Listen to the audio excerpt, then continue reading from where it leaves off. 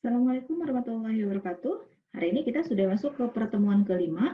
Materi yang kita bahas adalah kebijakan hukum cybercrime.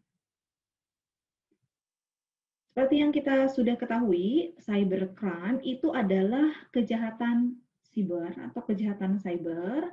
Itu sebuah kejahatan yang menggunakan teknologi informasi, perangkat komputer, ya, internet sebagai media komunikasinya.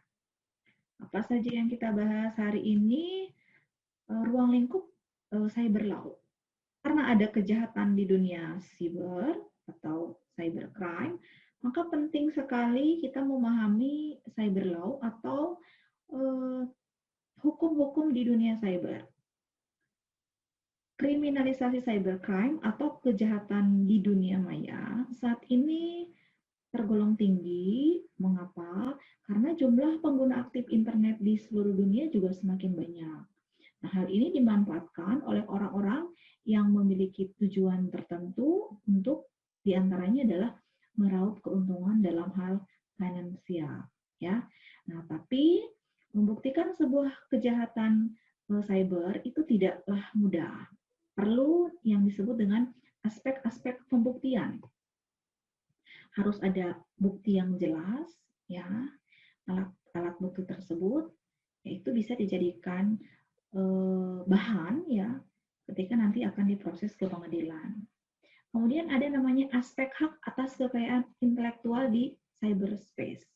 Nah, ketika kita memiliki karya, ketika kita memiliki sesuatu, nah sebaiknya karya tersebut atau sesuatu yang kita hasilkan tersebut, kalau sekiranya itu khawatir akan digunakan oleh orang-orang yang tidak berkepentingan, sebaiknya karya kita didaftarkan hakinya atau hak ciptanya, ya, hak kekayaan intelektualnya, supaya nanti ketika kita klaim, ketika ada orang lain mengutip, menyedot dan lain sebagainya, kita bisa proses ke jalur hukum.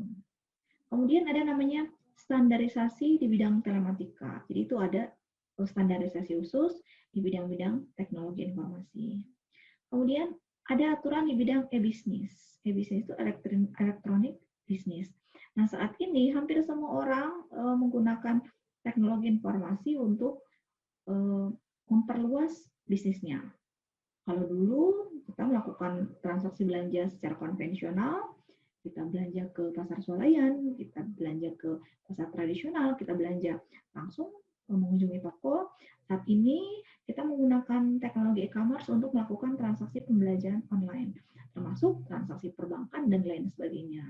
Nah, hal ini tentu saja harus dibarengi dengan hukum-hukum dan aturan yang jelas mengenai rule, aturan-aturannya, gitu ya. Kemudian aturan-aturan di bidang e-government. Nah, pemerintahan sekarang ya, departemen-departemen pemerintahan kita memiliki namanya e-gov atau e-government. Ya, termasuk diantaranya dalam secara online ya, secara terbuka, kemudian rekrutmen karyawan, rekrutmen CPNS secara online, asesmen, tes dan lain sebagainya itu dilakukan secara online. Nah, ini mendukung transparansi dari kegiatan pemerintahan, termasuk anggaran dana, penggunaan dana, ya apa saja kegiatan yang dilakukan oleh pemerintah itu biasanya dipublish di website resminya. Yaitu hal ini memudahkan masyarakat ketika masyarakat ingin mengetahui kinerja pemerintahan. Ya.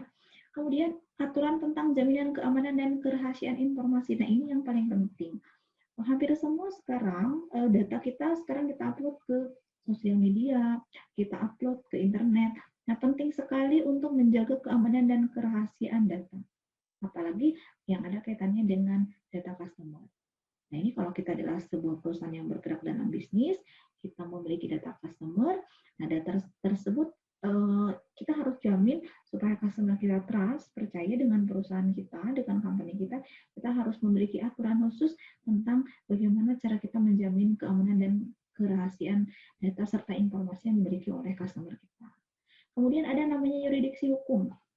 Nah, ini yang paling penting, ya. Ini juga hal yang krusial dalam bidang cybercrime, di mana cyber law ini sulit sekali diimplementasi. Kenapa? Setiap negara itu punya rule tersendiri, punya aturan tersendiri. Nah, oleh karena itu ketika ada pelanggaran, biasanya kita mengacunya ke negara tersebut. Nah, misalnya kita punya sebuah website. Website ini diserang oleh hacker dari negara lain. Ini akan sulit ketika kita akan memproses secara hukum karena kita terkait dengan yurisdiksi hukum yang ada di negara tersebut. Termasuk misalnya, mohon maaf, pornografi. Mungkin di negara kita ini, bukan mungkin ya, tapi di negara kita pornografi dilarang, tapi di negara lain misalnya dibolehkan. Nah, hal ini adalah yurisdiksi hukum yang berbeda antara negara kita dan negara lain. Nah, seperti itu. Kemudian, apa sih yang dimaksud dengan cyber law? Nah, hukum pada prinsipnya merupakan pengaturan terhadap sikap, tindakan, atau perilaku ya seseorang dan masyarakat di mana akan ada sanksi bagi yang melanggar. Aturan dibuat supaya kegiatan dalam kehidupan sosial kita itu berjalan dengan baik. Alasan cyber law itu diperlukan menurut si Tombol ini adalah yang pertama, masyarakat yang ada di dunia virtual ialah masyarakat yang berasal dari dunia nyata. Nah, sebenarnya orang yang menggunakan sosial media, orang yang ada di internet, atau orang yang ada di dunia virtual, nah sekarang kita menyebutnya netizen, itu adalah orang-orang yang memang berasal dari dunia nyata, yang memiliki berbagai kepentingan. Nah, sayangnya banyak yang menggunakan hal tersebut untuk melakukan hal-hal yang tidak baik, misalnya menggunakan akun palsu, nah, mencuri identitas, dan lain sebagainya. Meskipun terjadi di dunia virtual, transaksi yang dilakukan oleh masyarakat ini memiliki pengaruh dalam dunia nyata. Contohnya yang tadi saya jelaskan di awal, transaksi e-commerce, transaksi perbankan. Nah, sekarang banyak sekali transaksi virtual, transaksi bisnis, dan lain sebagainya. Sekarang transaksi di masyarakat itu banyak menggunakan uang elektronik. Ya, kita tidak sempat ke bank, transaksi perbankan kita cukup dengan menggunakan handphone kita. Kita sekarang berada di masyarakat yang menggunakan uang elektronik atau cashless. Pemerintah menggalakkan cashless, ya, transaksi non tunai. Nah, tujuannya apa? Tujuannya itu meminimalisir penggunaan uang cash, ya. Nah, ada impact-nya nggak? Tentu saja impact-nya sangat besar terhadap bisnis perbankan kita dan termasuk terhadap dunia bisnis. Meskipun orangnya tidak nampak, tapi transaksinya jelas dan berpengaruh terhadap kehidupan sosial masyarakat kita. Oke, jadi cyber law itu adalah sebuah hukum yang digunakan di dunia cyber ini yang umumnya diasosiasikan dengan kegiatan di internet. Nah, cyber law ini adalah aspek hukum yang ruang lingkupnya meliputi aspek yang berhubungan dengan orang, ya, orang perorangan atau subjek hukum yang menggunakan dan memanfaatkan teknologi internet yang dimulai pada saat online ketika kita akses dunia cyber atau dunia virtual. Ya, karena disebut dunia virtual, orang-orang yang tidak nampak tapi identitasnya ada, dan itu adalah orang-orang yang berasal dari dunia nyata. Apa saja yang termasuk ke dalam ruang lingkup cyber law? Hak cipta atau copyright. Jadi kalau kita adalah musisi, kalau kita adalah memiliki buku atau lain sebagainya, karya-karya dalam bentuk yang lain, banyak jenisnya, lebih baik itu didaftarkan. Copyright. Hak merek, trademark, termasuk label dan sebagainya. Kita sering mendengar ada namanya hak merek atau trademark. Kalau kita punya brand, punya sesuatu yang digunakan, ya sebaiknya kita daftarkan.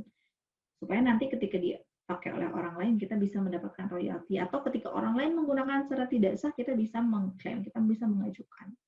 Pencemaran nama baik atau defamation. Nah, ini banyak sekali sekarang yang menggunakan Undang-Undang Informasi dan Transaksi Elektronik untuk menjegal lawan. Nah, kita bahas ini beberapa case yang banyak public figure, contohnya menggunakan pasal Undang-Undang ITE, ini pasal pencemaran nama baik. Nanti bisa dilihat ya, bisa Anda lihat. Kemudian fitnah, penistaan, penghinaan, hate speech. Fitnah, berita yang belum tentu kebenarannya, penistaan, baik itu agama, suku, ras, budaya, dan sebagainya, penghinaan atau hate speech. Jadi hati-hatilah ketika Anda menggunakan sosial media, jangan asal menghina orang, jangan asal melakukan kegiatan atau mengetik sesuatu yang memang tujuannya buruk. Hate speech, kata-kata yang buruk, menghina, memfitnah, mencemarkan nama baik, apalagi mention orang, ya itu sebaiknya tidak dilakukan karena kita bisa terjerat Undang-Undang Informasi Transaksi Elektronik. Kemudian serangan terhadap fasilitas komputer, hacking, viruses illegal access, hacking, serangan terhadap sistem informasi, ya, virus menyerang dengan merusak illegal access secara ilegal. Pengaturan sumber internet seperti IP address, domain name, dan lain sebagainya itu juga termasuk. Kenyamanan individu atau privacy, ya, kita memang hidup di dunia virtual di mana kita ketemu dengan banyak orang, tapi orangnya tidak ketemu secara langsung, tapi melalui dunia virtual. Nah ini kita harus data diri kita ini harus dibuat secara privacy supaya tidak semua orang bisa akses. Kita boleh share apapun, tapi kita tetap harus menjaga kerahasiaan data kita sendiri. Kemudian prinsip kehati-hatian, duty care. Jadi ketika kita mau posting sesuatu, pastikan kita berhati-hati, jangan sampai apa yang kita posting mencemarkan nama baik orang lain, menghina atau menyebar kebencian, ya hoax dan lain sebagainya. Itu sebaiknya hati-hati sekali kita juga ketika kita akan, misalnya yang contoh kecil aja broadcast berita bohong atau sesuatu yang belum tentu kebenarannya, itu hati-hati sekarang, ya, karena ada undang-undangnya. Kemudian pengaturan cybercrime dalam Undang-Undang ITE. Saat ini di Indonesia telah lahir suatu rezim hukum yang dikenal dengan Undang-Undang ITE. Nanti Anda bisa lihat Undang-Undang ITE-nya itu pasalnya banyak, ya, yang berisi aturan main segala kegiatan yang berhubungan dengan dunia siber, termasuk di dalamnya punishment atau jenis hukumannya terhadap pelaku yang melanggar undang-undang cyber. Ya. Nah, ini beberapa rangkuman dari muatan Undang-Undang ITE, tanda tangan digital. Ya. Tanda tangan digital ini memiliki kekuatan hukum yang sama dengan tanda tangan konvensional, tinta basah dan bermaterai. Gitu. Alat bukti elektronik seperti alat bukti lainnya diatur dalam KUHP. Kalau kita punya case, terus kita laporkan, itu harus ada alat bukti yang sah.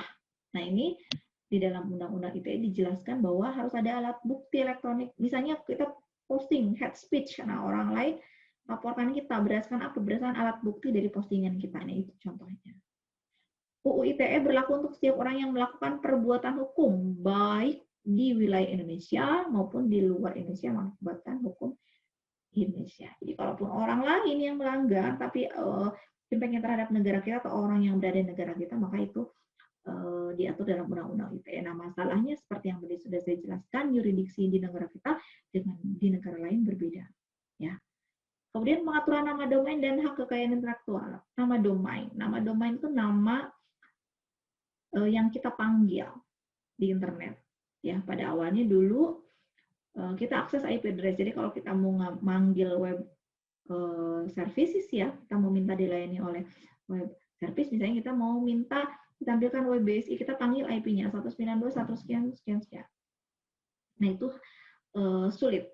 Oleh karena itu ada namanya perubahan nama, ya, dari IP yang kita panggil nama domain. Nah itu kita menggunakan DNS. Nah, penggunaan nama domain ini termasuk juga terhadap hak kekayaan intelektual. Jadi kalau misalnya someday kita mau daftarin nama kita menjadi nama domain, lebih baik kita daftarkan, terus kita beli, terus kita hosting. Nah itu bisa juga didaftarkan sebagai hakinya. Misalnya bsi.ac.id, BS itu hanya punya kita. Nah ini nama domain kita, daftarkan nama BSI ini Universitas Bina Sarana Informatika Teknik Nusa Mandiri, ini daftarkan hak kekayaan intelektualnya bahwa ini adalah merek punya kita, orang lain nggak boleh pakai. Nah, itu bisa seperti itu. Nah ini ada rangkuman UU ITE, perbuatan yang dilarang. Ini ada di pasal 2737, nanti Anda bisa lihat, ya. Pasal 27 ini berisi asusila, perjudian, penghinaan, pemerasan. Nah itu pasal yang di dalamnya. Pasal 28, berita bohong dan menyesatkan, berita kebencian dan permusuhan. Pasal 29, ancaman kekerasan. 30, akses komputer pihak lain tanpa izin, tracking. 31, penyadapan, perubahan, penghilangan informasi. 32, pemindahan, perusakan, membuka informasi rahasia. Pasal 33, virus dan sebagainya. Pasal 35, menjadikan seolah dokumen otentik atau phishing. Ini adalah isi dari Undang-Undang ITE. Nanti Anda bisa lihat sendiri di Undang-Undang ITE, ya. Nah, lalu Undang-Undang ITE ini untuk siapa sih sebetulnya? Undang-Undang ITE atau Informasi dan Transaksi Elektronik ini di dalam pasal 2 disebutkan bahwa undang-undang ini berlaku untuk setiap orang yang melakukan perbuatan hukum sebagaimana diatur dalam undang-undang ini, baik di Indonesia atau di luar wilayah Indonesia, ya, yang tujuannya untuk merugikan. Oke, sampai di sini materi kita saya cukupkan. Nanti kita bisa berdiskusi lagi. Kita ketemu lagi di minggu yang akan datang. Nanti Anda boleh pelajari Undang-Undang ITE, nanti boleh dilihat dari pasal 27 sampai 33. Sekian, saya ucapkan terima kasih atas perhatiannya. Assalamualaikum warahmatullahi wabarakatuh.